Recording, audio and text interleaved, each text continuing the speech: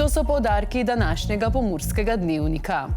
Mlade družine v odročnih krajih na Goričkem oživljajo skupnost, organizirajo dogodke in skrbijo za okolico. V Ižakovcih blagoslovili konje.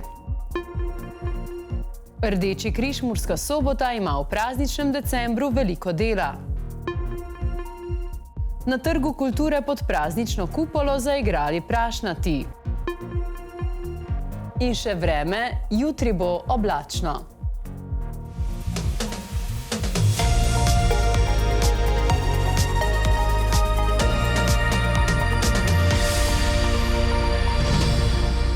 Spoštovani gledalci, cenjene gledalke, lepo pozdravljeni. V nekaj vaseh na Goričkem so se v zadnjih letih mlade družine odločile, da ostanejo doma in življenje na podeželju vzamejo v svoje roke. V Lončarovcih in Podršincih so začeli oživljati skupnost, organizirati dogodke in skrbeti za okolico. A za lepimi podobami se skrivajo tudi številni izzivi, od prevozov in infrastrukture do dostopa do osnovnih storitev. Prispevek sta pripravila Nino Recek in Uroš Mavčec. V zadnjih letih so Lončarovci in nekatere druge manjše vasi na Goričkem znova oživele, predvsem po zaslugi nekaj mladih družin, ki so se kljub skušnjavi selitve v večje mesta odločile ostati na podeželju. Danes je seveda število prebivalstva kar nekaj manj kot pa pred 30 leti, ampak še vseeno se mi pa zdi, da imamo to, kar mogoče mnogi v današnjem času pogrešajo. To je namreč to, da se vse generacije v naši vasi, se pravi mladi in pa starejši, nekako znamo stopiti skupaj, si znamo izmenjati mnenja in pa konec koncev tudi postoriti kakšna dela, kakšna prostovoljna dela za dobrobit naše vasi. Še izrazitejši pa je upad prebivalstva v sosednjih Podršincih, kjer številke že dolgo kažejo isto smer. V naši vasi je okrog 30 prebivalcev. Iz zgodovinskih virov je pa izhaja, da je bilo pred okrog 100 leti tu čez 90 prebivalcev, tako da se žal število prebivalcev manjša. Prav zaradi odhajanja mladih skušajo v vaseh iskati poti, kako ustvariti okolje, v katerem bi mlajše generacije v prihodnosti videle priložnost. Naša prizadevanja v vasi so stremijo temu, da skušamo z mladino kar se da dobro sodelovati, kar se da dobro delati in pa kazati tudi na razvojne priložnosti, ki so možne v naših krajih. Vsak dan na podeželju pa prinaša tudi izzive, ki jih v mestih pogosto jemljejo kot samoumevne. Ljudje večinoma hodijo v službo v Mursko Soboto, dva vasi sta še dva živinorejca, drugače pa se še vedno vsaka hiša skoraj ukvarja z poljedelstvom. Kamorkoli oziroma katerikoli upravek, ki ga želimo narediti, od nas terja neko pot. To mogoče življenje v mestu oziroma meščani ne poznajo, ker je dejansko vse na dosegu roke. Pri nas pa se pravzaprav moramo nekaj časa peljati, da prijemo do neke storitve, trgovine, kakorkoli. Čeprav v tem ne vidijo nepremostljive ovire, pa nekatere razlike pomembno vplivajo na kakovost vsakdanjega življenja. Kot so recimo infrastruktura, naj bo to cestna ali pa mogoče kakšna druga. Te stvari še so na nas in pa tudi na naših, povejmo, občinskih zaposlenih, da to uredijo, ampak stvari se skozi čas izboljšujejo, tudi ti pogoji so čedalje boljši in seveda upamo, da bomo kmalu dosegli vsaj približek tega, kar je mogoče v mestih. Prav odročnost pa med ljudmi pogosto ustvari še močnejše vezi. Delujemo le složno, se potrudimo in mogoče se zaradi te naše majhnosti prav zavedamo, da pač moramo stopiti skupaj in si pomagati. Ker tudi v teh večjih naseljih je mogoče pride bolj do izraza kak egoizem, življenje za sebe. Za marsikatero stvar poskrbijo sami, ob tem pa jih včasih spremlja občutek, da so od širše države spregledani. Ampak nekako smo se odločili, da ne bomo samo čakali na pomoč. Tisto, kar potrebujemo od naše lokalne samouprave, jim damo vedeti in v zadnjih nekaj letih je bil tudi posluh zelo dober. Goričko se morda zdi pozabljeno, a ljudje tukaj kakovost življenja razumejo drugače. Manj je udobja, več pa povezanosti, tistega, kar številnim v sodobni družbi primanjkuje. V Ižakovcih so na Štefanovo v konjeniškem klubu Desire pripravili tradicionalni blagoslov konj, ki je tudi letos privabil rejce, lastnike konj in obiskovalce iz širše okolice. Štefanovo je v Sloveniji tudi dan, ko številni kmetje in rejci izražajo hvaležnost do vseh živali, ki nam pomagajo in nas spremljajo v vsakdanjem življenju. Konji kot plemenite živali nudijo svojim lastnikom zvestobo, moč in nežnost. Dogodek ni bil namenjen le obredu, temveč tudi druženju. Obiskovalci so si lahko ogledali konje, poklepetali z rejci in obujali spomine na čase, ko so imeli konji v vsakdanjem življenju še večjo vlogo kot danes. Tako vesel sem, da smo se že 3. leto zapored tukaj zbrali pri blagoslovu konj. Nekaj blagoslavljati pomeni želeti nekaj dobrega, predvsem prejeti od Boga blagoslov za boljše, lepše delovanje. In to želim danes tudi konjeniškemu klubu, predvsem pa vsem živalim, da bi z Božjim blagoslovom vedno služile človeštvo in pa narave.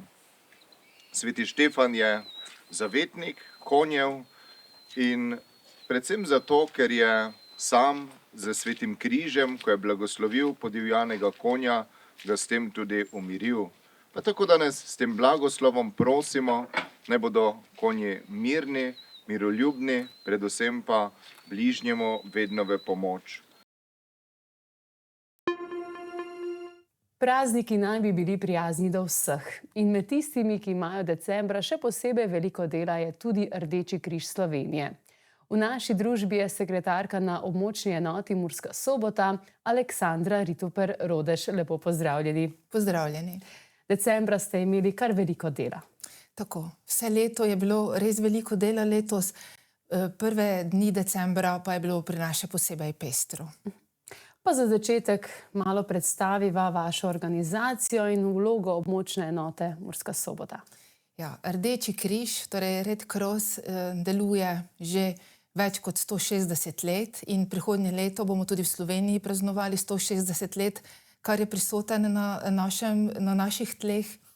Rdeči križ je globalna organizacija, ki deluje v skoraj vseh državah sveta, 191, hkrati pa deluje tudi v vsaki vasi in na vseh območjih. Torej tudi pri nas, na vseh 12 občin, kot jih pokriva naš Rdeči križ. Mi smo nevtralna organizacija, ki pomagamo vsem, ki pridejo v stisko ali rabijo pomoč, pri tem pa ne gledamo ne na nacionalnost, versko opredelitev, kakorkoli že. Vsi, ki rabijo pomoč, mi pomagamo. No, ob koncu leta radi povprašamo, po čem si boste zapomnili to leto? Ja, tudi to leto smo zaznali kar nekaj stisk pri ljudeh. Posebej si bomo pa gotovo zapomnili po toči, ki je oklestila na Goričkem, torej na enem čudovitem predelu naše države, kjer ljudje zelo skromno živijo, gre tudi za veliko ranljivih skupin, starejši, sami živijo in ta toča, ki je klestila od tiste pol ure, je naredila kar veliko škodo, tako na njihovih hišah, kot tudi na duševnih stiskah. Saj je uničila to, kjer so oni živeli desetletja, že več generacij. No in potem si bomo zapomnili, da smo pomagali njim. S pomočjo Rdečega križa smo jim razdelili vrednostne kartice v vrednosti okoli 30 000 evrov, prav tako smo vse obiskali. Seveda pa vedno odgovarjamo tudi na vse stiske, ki nastajajo sproti. Že samo s tem, da je nekdo ob stiski prisoten, lahko veliko naredimo dobrega. Točno to. Mi nekih velikih kapacitet, koliko lahko pomagamo, nimamo. Pomagamo po svojih močeh, po svojih najboljših močeh. Je pa ljudem veliko pomeni, da si z njimi, da se z njimi pogovoriš, da jih slišiš in razumeš. In marsikdo potem tudi lažje odide od nas, ali pa tudi po klicu po telefonu je marsikomu lažje, ali se pa celo od nekega olajšanja zjoka. Biti v stiski je na nek način še vedno tabu, ljudem je nerodno zaprositi za pomoč, sploh v našem malem okolju, kjer se pravzaprav vsi med seboj tudi poznamo. Zaradi katerih stisk se najpogosteje obračajo na vas? Ja, to je res.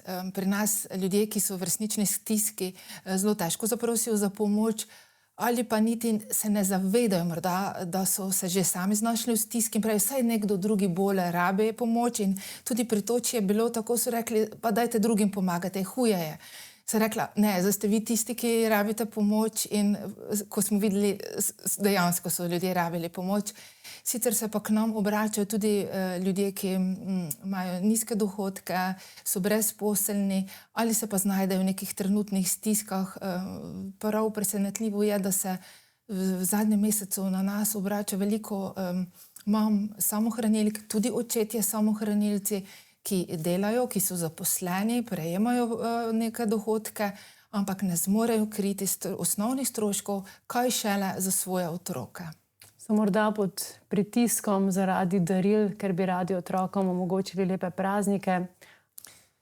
Ja, daril, ali pa tudi kakšne te stvari, ki so jih deležni ostali otroci. Ne? Ali gre za ekskurzije, tudi šolske potrebščine, kakšne malenkosti, tudi malice, izlete, ki v bistvu ne stanejo veliko, ampak si te družine težko še kakšen dodaten strošek privoščijo. In mislim, da je tu staršem najtežje. In na kakšen način potem Rdeči križ lahko konkretno pomaga ljudem v stiski? Ja, mi največ pomoči nudimo tudi v prehrambnih paketih, v osnovnih teh artiklih. Mi letno razdelimo okoli 120 ton hrane in higienskih potrebščin. To je na območju 12 občin, upravne enote Murska Sobota. To je majhen delež, ne? Ampak tisti, ki rabi pomoč, si s tem, ko dobi malo olja, moke, mleka, se začasno malo prebrodi to stisko ali nameni sredstva za kakšno zelenjavo ali kaj takšnega. Poleg tega plačujemo tudi kakšne položnice ali šolske potrebščine, koliko pač zmoremo. Letos smo tudi 54 otrok odpeljali na letovanje na morje brezplačno. To je za en avtobus med šolskimi počitnicami ali zimskimi ali letnimi. In moram povedati, da nekateri otroci prvič vidijo morje. Res gre za ranljive skupine, ki ne bi videli morje. In ne morem pozabiti enega fantka, ki me je lansko leto vprašal, teta, a je lepo na morju? Tako, kar veliko je takšnih, ki tudi z našo pomočjo prvič vidijo na morju ali se pa izključijo pač iz enega okolja za trenutek. Poslanstvo, ki ga opravljate, je res čudovito, izpolnjujoče in pri tem imajo seveda veliko vlogo tudi prostovoljci. Na kakšen način se lahko vključujejo? Ja, res temelj naše organizacije, celotnega Rdečega križa so prostovoljci. Mi imamo čez 200 prostovoljcev, ki nam pomagajo deliti prehrambne pakete in ki v svojih okoljih, v svojih vaseh zaznavajo, kdo je v stiski. Kako smo že prej ugotovili, marsikdo ne ve niti, da je v stiski in da mu lahko na nek način pomagamo in ti nam veliko pomagajo. Res je, da so ti prostovoljci tudi že nekateri starejši in naše poslanstvo bo, da pridobimo mlade in da se vključijo. Nekoč je bilo prostovoljstvo bolj samoumevno in več se jih je vključevalo, zdaj pa moramo bolj delati na tem. In mi veliko delamo z mladimi, že od vrtca naprej se z njimi srečujemo, govorimo o ideji, jih nagovarjamo, kako si pomagajo eden drugemu. Ne samo to, da naprimer nekomu pomagaš v Afriki ali pač nekje oddaljeno, ampak da zaznamo stiske v svojem okolju. Veliko pa z nami delajo tudi srednješolci. Jaz moram povedati, da smo se zelo dobro povezani z Soboško gimnazijo, ekonomsko šolo in srednjo poklicno šolo in da zelo radi sodelujejo z nami in nam pomagajo na različnih področjih. Torej, trudite se približati prostovoljstvo kot način življenja in eden izmed takšnih lepih programov je tudi krvodajalstvo. Tako. Mi skrbimo tudi za krvodajalstvo, za krvodajalce, jih nagovarjamo, da dajo kri, kar je najbolj humano dejanje, kar lahko narediš in tisto največ vredno. Poskrbeti moramo, da dobi Soboška bolnišnica dovolj količine krvi in zato nagovarjamo naše tradicionalne krvodajalce, jih vabimo na krvodajalske akcije in tudi mlade skupaj s šolami, da prvič darujejo kri in tisti, ki prvič daruje kri, je potem veliko možnosti, da bo potem tudi nadaljeval do svojega, kako dolgo, da pač lahko. Prostovoljce sva že nagovorili, zdaj pa morda tiste, ki naj jo gledajo in so morda v situaciji, so v stiski, čutijo, da bi potrebovali pomoč, kakšno sporočilo imate zanje, kam se lahko obrnejo konkretno? Ja, mi imamo sedež v središču mesta, lahko tudi pokličejo, lahko nam napišejo mail, itak vse dobijo na Facebooku oziroma na naši spletni strani številke, kako je komu lažje. Včasih je komu lažje, da napiše, včasih ali pokliče, ali pa pride k nam.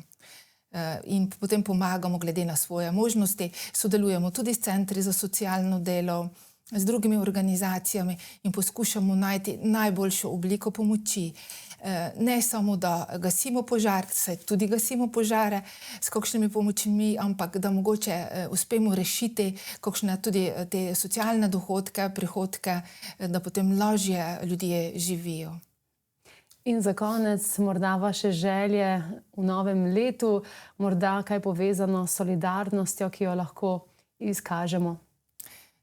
Ja, Slovenci smo zelo solidarni in zelo nagnjeni k temu, to se še ob kakšnih večjih naravnih nesrečah zelo hitro pokaže.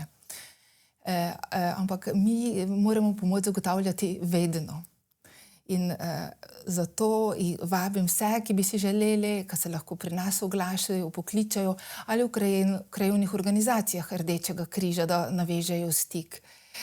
V različnih oblikah se lahko vključijo, ali pri prostovoljnem delu, ali pri kakšnih delitvi prehrambnih paketov, ali pa samo, ko obiščajo starejše ljudi, jih poslušajo. Mislim, da že to veliko pomeni. Ja, to bi samo še rada omenila, da je naša pomoč namenska. Mi ne izvajamo ali ne delamo kakšnih akcij zbiranja oblek, hrane, ampak namensko. To, kar ljudje potrebujejo. Da ne kopičimo stvari, ampak jih potem osredotočimo. Če nekdo rabi hrano, mu damo hrano.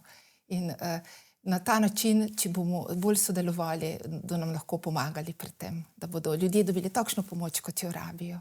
In priložnosti za pomoč je nešteto. Najlepša hvala za vse povedano. Želimo vam veliko zgodb s srečnim koncem in da bi še naprej uspešno opravljali svoje lepo poslanstvo. Najlepša hvala za lepe želje. Praznični december v Murski Soboti se nadaljuje z nizom glasbenih nastopov na Trgu kulture ob drsališču.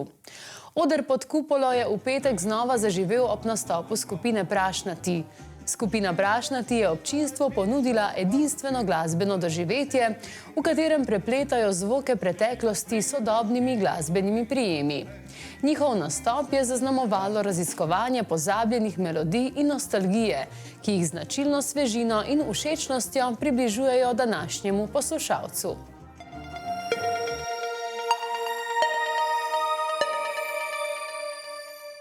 In kako nam kaže z vremenom, jutri se bo od severa zmerno pooblačilo. Zjutraj je bilo oblačno. Opoldne so v Murski Soboti in Radencih namerili 4, v Lendavi 5, v Krajinskem parku Goričko pa 1 stopinjo Celzija. Jutri se bo od severa zmerno pooblačilo, ponekod bo zapihal veter severnih smeri. Najnižje jutranje temperature bodo od -8 do -1, najvišje dnevne od 1 do 5. Najnižje jutranje temperature v severovzhodni Sloveniji bodo v Murski Soboti in na Ptuju -4, v Mariboru -5, najvišje dnevne pa v Murski Soboti in na Ptuju 4, v Mariboru pa 3 stopinje Celzija. V sredo bo dokaj sončno z mrzlim in ponekod meglenim jutrom. V četrtek bo še deloma jasno, pihal bo jugozahodni veter. Temperature se bodo v naslednjih dneh zjutraj gibale med -4 in 11, čez dan pa med 1 in 15 stopinj Celzija. To je bilo za danes vse, kar smo vam pripravili v naši osrednji informativni oddaji. Dogajanje v Pomurju lahko spremljate tudi preko naše spletne strani ali socialnih omrežij. Hvala za vašo pozornost in lep pozdrav!